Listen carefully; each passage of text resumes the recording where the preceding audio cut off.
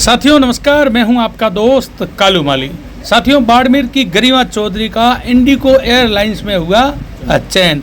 सभी ने दी बधाइयाँ। चलो अपन बात करते हैं गरिमा चौधरी से, पूरी कहानी सुनाते हैं आपको। धन्यवाद। बहन, क्या नाम है आपका और आपका सिलेक्शन हुआ है? किस में सिलेक्शन हुआ है और क्या है? मेरा नाम गरिमा चौधरी है। अभी हाल फिलहाल मेरा इंडिगो एयरलाइंस में जूनियर फर्स्ट ऑफिसर की पोस्ट पे चयनित हुआ है।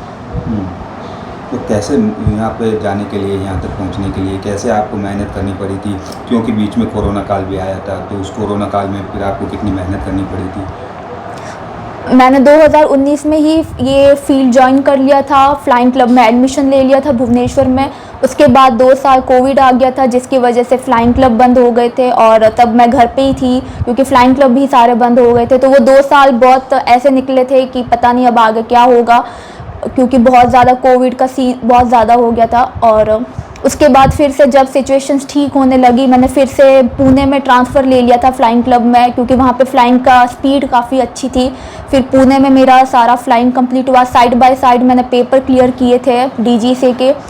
और उसके बाद फरवरी 2023 में मेरा CPL commercial pilot licence issue हो गया था Redbird flying training academy Baramati की तरफ से। और उसके बाद मैं तुरंत ही साउथ अमेरिका चली गई थी एयरबस 320 की टाइप रेटिंग करने के लिए।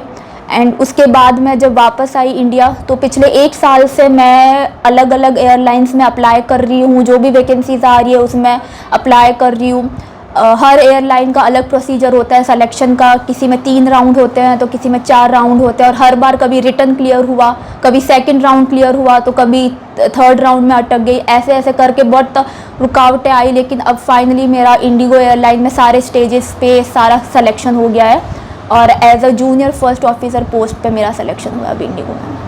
जब आपका राउंड में first round, second round, third round में आप अटक गए थे, तब ऐसा नहीं लगा कि आप क्या करोगे, अब ऐसा हो जाएगा? फिर डर नहीं लगा मन में?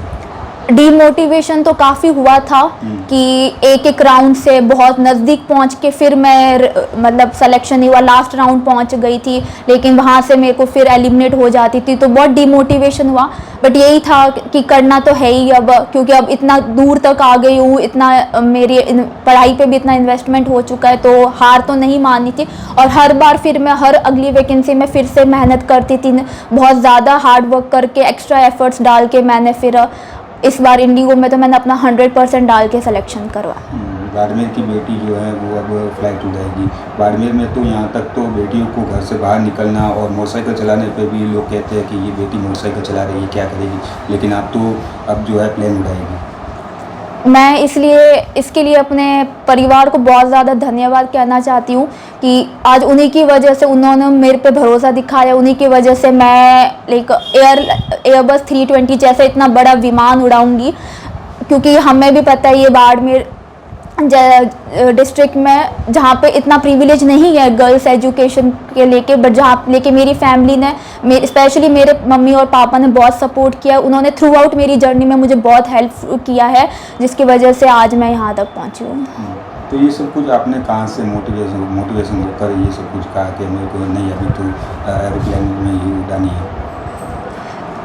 मोटिवेशन तो मुझे मेरे पापा से ही मिली है, क्योंकि बहुत ऐसा टाइम आया था कि जहाँ पे मुझे लग रहा था कि नहीं ये मेरे से नहीं होगा, बट तब उस टाइम मेरे पापा ने ही बोला था कि तू चिंता मत कर, तू कर ले बाकी का, क्योंकि ये बहुत ज़्यादा फाइनेंशियली इसमें इन्वेस्टमेंट बहुत ज़्यादा लगती है। तो मुझे कहीं ना कहीं डर लग जाता था कि इतना इन्वेस्टमेंट क्या पता मैं आगे कर पाऊँगी कि नहीं कर पाऊँगी।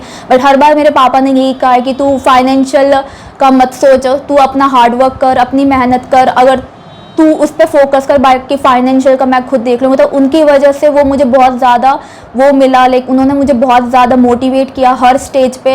कभी भी ऐसा नहीं कहा कि क्यों नहीं हो रहा, क्योंकि इतनी लास्ट 1 साल से मैं इतनी वैकेंसीज़ में मैं हर एक बार स्टेज पे निकल जाती हूँ, तो कभी उन्होंने मुझे ये नहीं कहा कि क्यों नहीं हो रहा, कहाँ दिक्कत आ रही है। हर बार उन्होंने मुझे मोटिवेट रखा और उन्होंने यही बोला कि कोई नहीं, अगली बार हो जाएगा। और उन्होंने अपनी तरफ से कोई कमी नहीं रखी मेरी पढ़ाई में। कहाँ से कौन से गांव से आप बिलोंग करते हैं? मैं मूल गांव उंडू कश्मीर से बिलोंग करती हूँ, तहसील सेव है। तो क्या पिताजी क्या काम करते हैं घर में? मेरे पापा खियाराम चौधरी पूर्व प्रधान शिव है मैं थे 2000 से 2005 तक। और अभी उनका लाइक बिजनेसमैन में ही है, उनका मल्टीपल बिजनेस वगैरह है। मम्मी क्या काम करती है? मम्मी मेरी हाउसवाइफ है। तो घर में कितने भाई बहन हैं? हम 3 बहन हैं। मेरी बड़ी बहन गीता चौधरी जो कि MBBS करके आई है रशिया से, अभी वो इंडिया में MCI का एग्ज़ाम की प्रिपरेशन कर रही है। और छोटी बहन लक्षिता चौधरी जिसने हाल फिलहाल 10th बोर्ड का एग्ज़ाम दे के 11th क्लास में आई है वो। एयरलाइंस तो सब प्राइवेट है, लेकिन सरकारी जॉब में कहीं और आपका सपना कहीं? नहीं, स्टार्टिंग से मुझे कमर्शियल एयर फील्ड में ही जाना था, क्योंकि मैं एयरफोर्स में नहीं जा सकती थी क्योंकि उस टाइम गर्ल्स जो है NDA एग्ज़ाम्स के लिए एलिजिबल नहीं थी और मेरी आई साइट भी वीक है, तो इस वजह से मैं एयरफोर्स में नहीं जा सकती थी। स्टार्टिंग से ये चीज़ मेरे को क्लियर थी और फिर बनना भी मुझे पायलट था, तो फिर मैंने कमर्शियल एविएशन ज्वाइन किया। जब आपका फाइनली सिलेक्शन हो गया तब घर में किस तरह से खुशियाँ मनाई जा रही थी और आपके पास किस तरह से फ़ोन आ रहे थे बधाई देने के लिए? सब लोग बहुत ज़्यादा ही खुश हैं। मेरे मम्मी और पापा सबसे ज़्यादा उनको खुशी हुई। मेरे दादा और दादी वो भी बहुत ज़्यादा खुश है। घर में खुशी का माहौल है।